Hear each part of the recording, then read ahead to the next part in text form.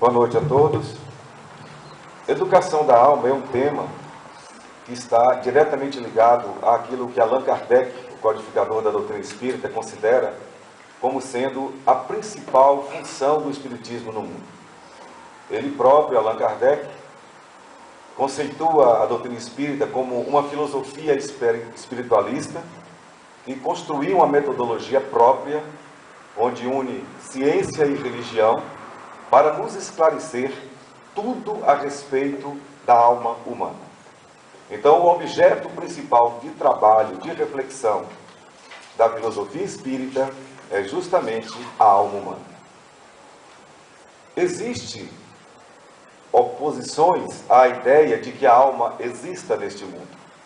Vários pensadores, vários cientistas tentam nos mostrar que a vida ela é toda material, que a modificação das moléculas, as bactérias, os vírus, tudo aquilo que promove o mundo em suas miríades, o mundo que se inicia pela gênese e toma forma nas mônadas de todas as espécies vivas que definem a vida na Terra, e tentam demonstrar que a função mecânica natural dos átomos poderiam explicar a própria existência sem termos que considerar que existe um agente superior, no caso Deus, criando a tudo e a todos, como também desconsideram a possibilidade de que exista um ser espiritual que estaria acima da própria matéria. E o Espiritismo, então, ele passa a ter essa função direta de confrontar com todas as ideias materialistas. E é o maior tratado, o que traz com riqueza de detalhes tudo aquilo que se precisa saber para que, de uma vez por todas, não exista qualquer tipo de dúvida sobre a existência da alma humana. E como ciência, o conceito de espiritismo é uma ciência nova que tem como objeto estudar a alma, o espírito, estudando a sua origem, a sua natureza, o seu destino e a relação que existe entre o mundo físico e o mundo espiritual. Quando abre-se este leque para analisar a alma, com esta conceituação ampla, significa dizer que todos os temas até hoje estudados, que fazem parte do conhecimento adquirido até os nossos dias, eles fazem parte das análises, das conclusões que a doutrina espírita tem a fazer sobre cada um dos pontos estudados, sobre cada um dos ramos do conhecimento humano, seja na área mais técnica, seja na área humana, seja na área social, psicológica, em todos os ramos do conhecimento humano. Quando o Espiritismo abre esse leque para estudar a origem do espírito, a sua natureza, o seu destino e a relação entre o mundo físico e espiritual, ele assambarca todas as temáticas. Então, se você tiver que colocar numa prateleira todos os tópicos de estudos lançados, ou métodos reconhecidos e repassados nas mais diferentes escolas e universidades, nós teríamos que dizer que em todos os rótulos a doutrina espírita tem a sua contribuição para colocar a alma em cada um dos assuntos. Por isso que é impossível que alguém que estude seriamente a doutrina espírita, especialmente as 5 obras apresentadas por Allan Kardec, e mais aquela complementação importante do livro que é o Espiritismo, é impossível que ao estudar esse material, alguém tenha alguma dúvida sobre a alma humana. Inclusive o conceito de matéria para a doutrina espírita é mais ou menos assim. A matéria, em relação ao espírito, ela é um instrumento de que o espírito se serve para progredir moral e intelectualmente. A doutrina materialista faz o inverso. Diz que só existe a matéria ela se faz por si mesma, ela tem suas transformações, e a alma não preexiste a nada que é material e nem continuará existindo depois que se extinguir qualquer corpo material. E é dentro desse campo que a doutrina espírita, segundo Kardec, ela está no mundo exatamente para confrontar.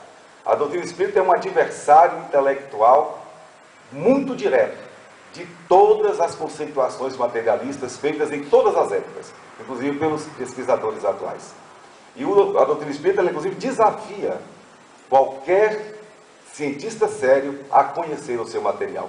Aliás, todos os grandes cientistas que a princípio negavam a existência da alma, a comunicabilidade dos espíritos, por exemplo, desde Kardec, todos os espíritos sérios da ciência, quando viram o material apresentado por Allan Kardec, voltaram atrás e passaram a dar grandes contribuições, escrevendo inclusive livros de grande conceituação, como é o caso de Gabriel Delany, Leon Denis, Bozano, Alexandre Aksakov, Oliver Lodge, apenas para citarmos alguns dos grandes pensantes da área científica que, ao analisarem o material de Allan Kardec, tiveram a humildade, a honradez, a honestidade de não só confirmarem os conceitos espiritualistas, como fizeram questão de deixarem livros escritos, colocando os seus nomes renomados, ilustres, para que todos possam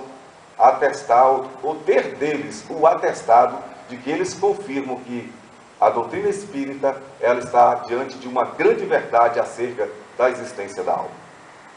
Diante disso, não poderíamos ter outra direção para a alma humana, senão concentrar naquilo que é o que há de mais importante a se fazer em qualquer área da existência humana, que é a educação.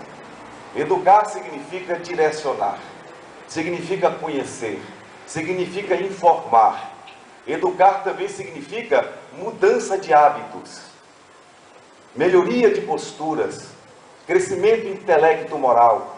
Tudo isso é educação. E o Espiritismo, então, se apresenta ao final como metodologia humanitária, como sendo um processo puramente pedagógico que visa a educação da alma. Todos os estudos espíritas, eles têm como frontispício e têm como ponto de chegada a educação da alma. É por isso que todas as pessoas que se dedicam a estudar a doutrina espírita percebem naturalmente, mesmo que não tenham, a princípio, esta intenção de se autoeducarem, mas todos que se debruçam nas reflexões, nos estudos espíritas, acabam fazendo um processo de educação intelecto-moral. Existe até um fenômeno chamado taxionômico, um fenômeno que diz respeito a um dos resultados cerebrais, intelectuais e emocionais de quem estuda as obras espíritas. Sejam aqueles cursos sistematizados, sejam os estudos em grupo, mas o estudo continuado, os debates das reuniões que visam o conhecimento da doutrina espírita, esse material faz com que haja uma profunda limpeza no nosso intelecto.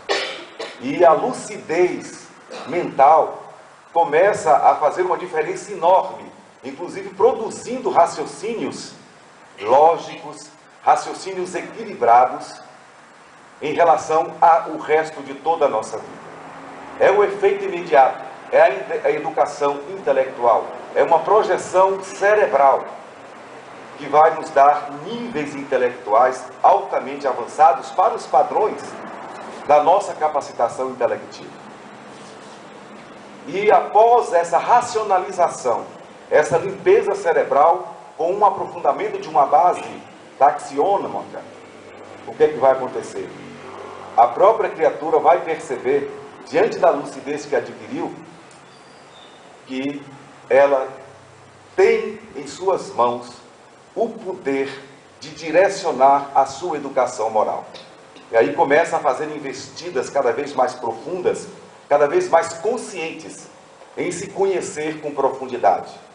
Cria-se uma coragem intelectual que vai também promover uma coragem moral, onde a criatura vai se ver frente a frente, vai confrontar-se consigo mesma e vai observar onde, em sua persona, existem aqueles pontos frágeis que lhes são decorrentes da imperfeição momentânea.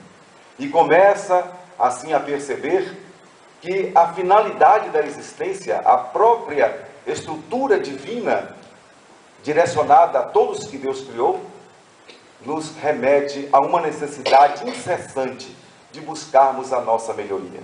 Ou seja, de estarmos atentos à lei do progresso. E aí nós vamos percebendo o que foi que nós já fizemos até aqui. Vamos perceber a nossa origem de mônadas celestiais, e como centelhas de luz, como um átomo especial, à semelhança do eletrão, não se mistura a mais nada e mantém a sua unidade, a sua individualidade, que vai se preservar para sempre, com uma identificação de DNA espiritual jamais removível, jamais transformada na sua essência. A partir dessa centelha de luz, esse princípio espiritual, este psiquismo, esta inteligência que se inicia, começa o seu processo evolutivo. Primeiramente no reino mineral, seguindo para o reino vegetal, filtrando e construindo a sua natureza, todos os órgãos de sentidos físicos, e assim adentrando o mundo animal até chegar à função hominal, desde o homem das cavernas, que vai prosseguindo numa trajetória ininterrupta, sempre crescente, passando por alguns momentos equivocados de estacionamento, para logo mais ceder lugar à necessidade extrema da evolução, que começa a perturbar a alma, a inquietar a alma, e a insatisfação que se instala na alma humana é aquele momento em que o próprio ser, intrinsecamente feito, criado para evoluir, começa a se sentir mal em existir e não fazendo nenhum investimento para o seu crescimento intelectual e o seu crescimento moral. A nossa sociedade, ela já amadureceu e já percebeu isso. Todos somos unânimes em dizer que o maior investimento a se fazer é na área da educação. E muito se faz, muito se fez, muitas tentativas honradas estão aí disponíveis. Mas nós ainda não conseguimos, apesar de grandes esforços de inteligência, perceber na prática mudanças concretas na maneira de nos relacionarmos. Ainda somos pessoas conflitadas. Somos pessoas que apresentamos grandes desequilíbrios emocionais. Nós ainda não sabemos lidar com a afetividade ou com a falta da afetividade. E com isso vários transtornos vão surgindo, criando estruturas patológicas em nosso psiquismo, que vão necessitar de tratamentos específicos em dado momento. Por quê? Apenas o investimento intelectual não vai dar à criatura o estado educacional que possa lhe satisfazer, que possa lhe plenificar na essência. Por isso que André Luiz disse aquela frase que está no livro Conduta Espírita: a educação da alma é a alma da educação. E quando o Espiritismo adentra esse aspecto da educação da alma, ele vem dizer isso, que muito mais importa é que tanto quanto devamos nos instruir, é que também devamos aprender a desenvolver em nós a essência principal, que é o nosso DNA divino, que Jesus divulgou com o nome maravilhoso de amor. Temos que ter, então, a instrução e temos que ter o amor. No Evangelho segundo o Espiritismo aparece isso, um convite dos espíritos venerandos, que são responsáveis, sob a liderança de Jesus, por trazer esse material para promover essa retomada do crescimento, abrindo-se uma era nova para a humanidade. Ali disse: espíritas, instruí-vos. Espíritas, amai-vos. Instrução e amor. Allan Kardec, ao abrir o Evangelho segundo o Espiritismo, na introdução, ele fala que uma das metodologias formidáveis do espiritualismo científico que foi criado por ele, com a ajuda de todos os espíritos de Escol, ele demonstra que para que haja uma verdadeira educação da alma, é necessário que a religião, que vai cuidar do amor, e a ciência, que vai cuidar da inteligência, estejam juntas, estejam unidas. Do contrário, haverá uma perda muito grande no processo educacional da humanidade. Haverá até mesmo um retardamento. Enquanto a religião estiver isolada da ciência, propondo o crescimento espiritual, mas renegando as conquistas científicas, a evolução ficará comprometida. Se de outro lado, a ciência também, demonstrando categoricamente a evolução da própria capacidade humana de conhecer a estrutura da própria vida, negando a participação da religião, também haverá um travamento. E aí Allan Kardec cria-nos esta imagem. Nós somos pássaros que iremos voar e deveremos marchar para a perfeição. Saímos da simplicidade da ignorância na nossa origem, mas o nosso destino é a perfeição. Aquela perfeição que Jesus nos convidou a adquirirmos. Sede perfeitos como o vosso Pai Celestial é perfeito. Foi o convite que Ele nos fez. E Ele próprio é o exemplo da meta a ser alcançada. Jesus não é apenas uma figura retórica para ser admirado, para ser adorado, para se transformar num mito de várias religiões. Ele é o próprio exemplo da origem de todos nós. É como se Deus quisesse: olha, para onde vocês estão indo? Todos irão chegar a essa condição. E ele diz, Jesus, que veio aqui justamente para assegurar-nos isso, que todos iríamos nos salvar. Mas ele disse, é necessário que amemos. É aí que está o foco. E Allan Kardec, ao perceber a necessidade da união da religião com a ciência, ele nos mostra essa imagem. Somos pássaros que deveremos voar para a perfeição. Porém, se nós ficarmos apenas com a parte religiosa, o pássaro não vai conseguir voar. É necessário que dentro dessa dinâmica, as duas asas estejam bem postas, bem estruturadas. Então, mesmo que haja uma profunda investigação, um profundo conhecimento da parte teológica, mas essa asa sozinha não vai conduzir a grande ave, que é a alma humana, para o aperfeiçoamento maior. Se de outro modo também tivermos apenas o cientificismo, as informações intelectuais, como sendo uma outra asa importante na formação educacional, sem a outra, essa ave também não vai alçar grandes voos. Para que o espírito chegue à perfeição possível, as duas asas, a religião e a ciência, têm que estar muito bem estruturadas. E é isso que faz o Espiritismo. Ele é uma aliança profunda que conseguiu unir religião e ciência no mesmo ponto. E por isso que é chamado de uma filosofia espiritualista, que consegue, com seu método próprio, trazer a ciência acoplada à religião. E aí o resultado final dos estudos espíritas é esse. Porque, conceitualmente, o Espiritismo ele é uma ciência de experimentação. É uma filosofia que explica de consequências morais.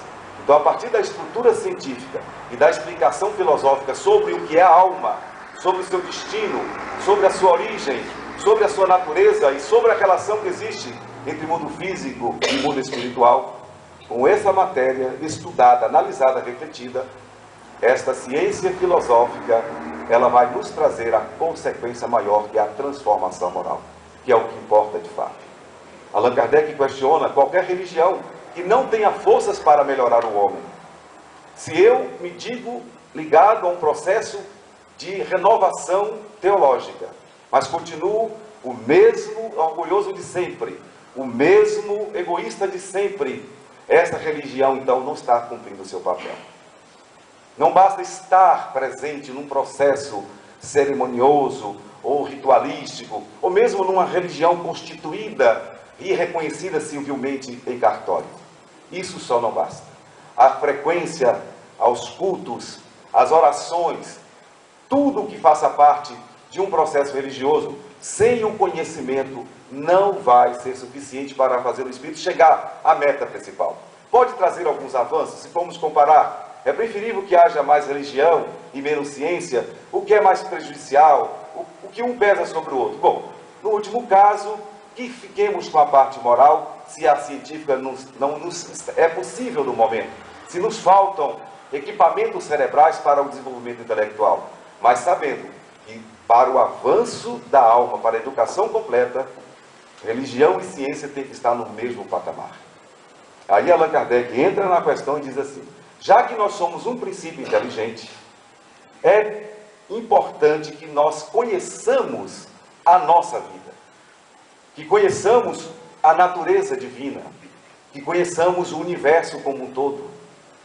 E a partir desse conhecimento de si próprio e do mundo externo, nós vamos usar a própria inteligência para tomarmos decisões acertadas.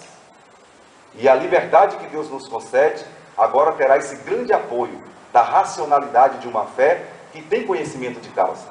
E a partir daí, a criatura, voluntariosamente, ela se lança para o caminho da caridade. Ela reconhece que precisará desenvolver-se nessa área. E a caridade é a ação, é o exercício que vai desenvolver o amor. Agora há pouco conversamos com uma jovem que vai fazer um curso fora da nossa cidade e falando de maneira assim, bem tranquila, sobre quando tiver a sua ação profissional, como poderá ser essa ação, a quem poderá cuidar, enfim, na área médica. E aí nós apenas lembramos que se a pessoa é espírita, não importa a profissão que ela tenha, todo mundo que tem esse nível de consciência espírita, ela vai procurar fazer o melhor de si na sua profissão, vai dignificar a profissão, vai viver da profissão, mas vai se lembrar que precisa também doar-se, fazer um trabalho voluntário, precisa desenvolver a abnegação, porque o trabalho abnegado é o que mais nos traz dividendos energéticos, compensações fluídicas, que vão ser a nossa sustentação emocional e a base de consolidação da nossa própria estrutura psíquica, que ela é totalmente energética. E como energia, o amor é a base que pode nos dar toda a sustentabilidade para que as nossas afeições, para que as nossas emoções encontrem-se em equilíbrio, desde quando o amor seja a base formal, seja também a meta, o ideal a ser alcançado. É dentro deste clima, deste panorama, que a doutrina espírita se apresenta como sendo, de fato, essa filosofia espiritualista que tem como finalidade a educação da alma humana. O que nós temos a sugerir a todos é isso: não percamos tempo, vamos debruçar nas obras espíritas, principalmente naquelas obras que são a base dessa filosofia. O Livro dos Espíritos, o Livro dos Médiuns, o Evangelho segundo o Espiritismo, o Céu e o Inferno segundo o Espiritismo, a Gênese e os milagres e as predições do Cristo, também segundo o Espiritismo. A partir dessa base, nós vamos ter condições de edificar a nossa estrutura educacional. Porque no final das contas, nós vamos perceber que nós só temos um ser capaz de estruturar a nossa educação, que somos nós mesmos. Nós somos os artífices da nossa educação. Ninguém mais pode promover a nossa educação senão nós mesmos. A estrutura familiar, que faz parte do processo educacional, é uma experiência externa de ocasiões que vão nos testar a nossa capacidade intelectual, porque nós temos que, para estruturar a família, que usar a inteligência para prover o lar das necessidades básicas de uma sobrevivência digna. Mas ali também nós vamos sofrer experiências inúmeras, com pessoas muito próximas, com as quais teremos que confrontar todos os dias, e os nossos defeitos morais, que ainda não foram trabalhados, vão se tocar, exigindo de todos um exercício contínuo de perdão, de paciência, de tolerância, de auxílio mútuo, de forma incondicional. Além da família, nós vamos ampliando os nossos relacionamentos, e onde quer que estejamos, em qualquer parte, nós vamos ser instrumentos uns dos outros. E por isso mesmo o Espiritismo chega a dizer que um dia nós vamos agradecer muito aquelas pessoas complicadas que apareceram em nossas vidas, aquelas que exigiram de nós mais empenho para a tolerância, mais empenho para o perdão, mais empenho para a paciência. Foram os nossos grandes mestres externos. E um dia no mundo espiritual nós vamos nos encontrar e vamos agradecer aquelas pessoas que atualmente nos causam aborrecimentos. Mas nós vamos entender que o sofrimento evolutivo provocado nesses relacionamentos difíceis é que estruturou a base da verdadeira educação moral. Então o Espiritismo vê o sofrimento que nós atribuímos como um mal-estar como exercício natural do crescimento. Por isso que o Espírito ele não tem aquela condição de dar ao sofrimento aquela sensação de penúria, de castigo. Ao contrário, sofrer é um processo de crescimento, assim como sofre uma semente. Há um processo comparativo da nossa evolução espiritual, da nossa educação, onde nós, aparentemente frágeis, carregamos uma estrutura muito grande, assim como uma semente de uma árvore frondosa. Na semente pequenina, a árvore já está ali inteira, está toda pronta. E a gente vai facilitar a vida da semente para ela crescer? Não. O que a gente vai fazer? Pega uma semente frágil, vamos cavar um buraco e enterrá-la. Olha o trabalho que ela vai ter de buscar forças nas entranhas da terra e na estrutura essencial da sua própria existência para vitalizar-se e começar a crescer, começar a germinar. E assim, enfrentando as intempéries, todas as condições difíceis que a natureza nos apresenta, para que um dia então possa se transformar numa grande árvore e produzir bons frutos. Nós somos em essência uma semente, mas essa sementeira, ela traz em si, no âmago, o amor. Todos nós viemos do amor. Nós somos filhos do amor. Somos sementes divinas. O nosso DNA, a nossa identificação com Deus é essa. Quando Jesus fala que nós somos deuses, quando ele diz que nós temos tudo o que Deus também tem, ele está se referindo a isso. Que desde que o Espírito surge de Deus, pela emanação do influxo maior da existência, que é o próprio amor, em cada espírito a essência está ali contida. É uma questão de tempo. É uma questão de tempo. Por isso que Jesus fez aquela figura extraordinária, que as sementes caem em solos diferentes. Aquela semente que cai na beira do caminho, rapidamente uma ave passa e a leva. Mas tem aquela outra semente que vai cair nos pedregulhos. Ela vai se desenvolver, mas como não vai encontrar sustentação para se firmar, morrerá logo em seguida. Temos aquelas outras que vão cair em meio aos espinheiros. Elas vão crescer, mas elas não vão ficar muito livres, porque elas estarão de um lado sendo flores e de outro lado sendo espinhos, misturando a magnitude da flor e a intemperança e a dificuldade do espinho na forma de lidarmos com as pessoas. E por fim, ele falou da boa semente, aquela semente que cai em solo fértil, e essa vai se multiplicar, vai dar frutos e assim por diante. Na verdade, nós já somos as sementes lançadas. Todos nós fomos lançados no solo da vida e depende de cada um de nós promover a fertilização, a condição ideal e lutar como qualquer semente luta para vingar, para crescer e produzir bons frutos. Existem árvores que até crescem, mas não produzem frutos algum. São as chamadas árvores estéreis. E nesse caso são os espíritos neutros. Muitos de nós, em nossas reflexões internas, nos nossos estudos, quando a gente tenta analisar aquela escala espírita, que pode ser encontrada na questão 100 a 113 de O Livro dos Espíritos, quase todos nós dizemos que somos espíritos neutros. Não somos nem bons nem maus. Ou seja, somos árvores estéreis. E o Espiritismo propõe que façamos algo mais, que possamos produzir o bem. E é por isso que, em qualquer circunstância, o bem estará sempre como a melhor opção. A generosidade, a afetuosidade, o carinho, a ternura, todas as virtudes do amor seriam as ramificações desta árvore maravilhosa que surge da sementeira do amor. Assim, a doutrina espírita nos convida a que façamos a nossa autoeducação, colocando no solo das nossas almas o amor como fertilizante. Aí não tenha dúvida. Logo, logo, seremos reconhecidos. E os apóstolos perguntaram a ele, mas como é que nós vamos saber quais seriam os verdadeiros seguidores teus, mestre? Ele disse, pelas lágrimas que secarão, pela consolação que vão levar, pelos frutos que se conhece a árvore. Então, que possamos juntos estudar a doutrina espírita, nos educar intelectualmente e tomarmos de coragem para ficarmos mais unidos ainda na tarefa de promoção do bem. E não existem ocasiões para que isso não aconteça. A vida é uma eterna exigente da nossa presença no campo do bem.